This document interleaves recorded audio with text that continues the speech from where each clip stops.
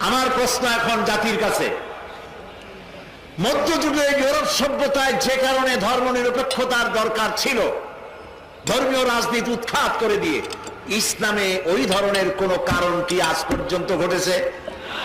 সবার কাছে জবাব চাই, এরকম কোন কারণ ঘটেছে? ইসলাম কি নারী নির্যাতন করেছে?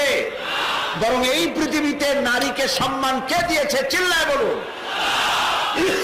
ইসলাম নারীকে সম্মান দিয়েছে। নারীর যখন কোনো ইজ্জত ছিল না, সম্মান ছিল না, মেয়ে হয়েছে শোনা মাত্রই মেয়েটাকে থাপ্পড় মেরে পাথর মেরে জীবিত হত্যা করা হতো, কবরের মধ্যে জীবন্ত কবর দেওয়া হতো। নবী আল্লাহ তাআলা বলেছেন, বিআইয়ি যামবিন কুতিলাত, কোন অপরাধে এই কন্যা শিশুগুলিকে হত্যা করা হচ্ছে?